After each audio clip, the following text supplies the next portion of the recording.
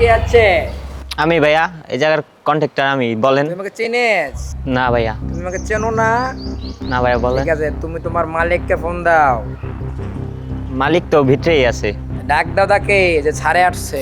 আচ্ছা।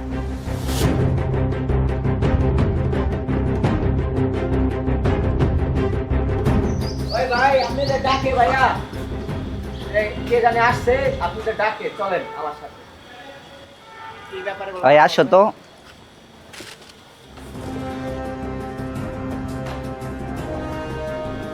কেডা ডাকে? ভাইয়া এই যে এই কেডা ডাকে? ভাইয়া ডাকে। জি ভাই, আপনি কি আমাকে ডেকেছেন? হ্যাঁ, তোমার আমি ডাকছি। জি বলেন। তুমি কি আমাকে চেনো? জি না, আপনাকে তো আমি চিনি না। এই এলাকার বিল্ডিং করতেছিস, আমাকে তো চিনিস না? আমি এলাকার গডফাদার। আমার ট্যাক্স ছাড়া, আমার অনুমতি ছাড়া বিল্ডিং হয় না। তুই তো সেই ছাড়পত্রই নিস নাই, তোর আবার কি কাগজপত্র আমি দেখবো? ভাই ঢাকা শহরে বাইরে আমি আরো 10টা প্রজেক্ট করছি, কোনো দিন দেখি নাই বাইরে চাঁদা দিতে লেগা। এই প্রজেক্টে কি ভাই তাহলে চাঁদা দিতে হইব?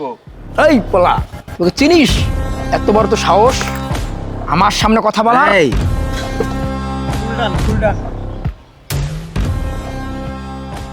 এই আমি এখন পর্যন্ত আমার 10টা প্রজেক্ট কমপ্লিট করছি।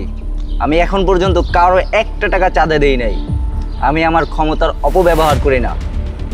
আমি ন্যায়ের সাথে কাজ করি।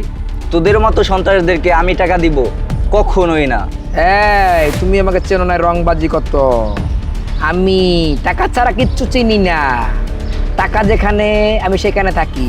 তুমি যত কথাই বলো, কাজ হবে না। আমার টাকা দরকার, টাকা ছাড়া আমি কিচ্ছু বুঝি না। Cool down. আমি কখনো তোকে চাঁদা দিব না।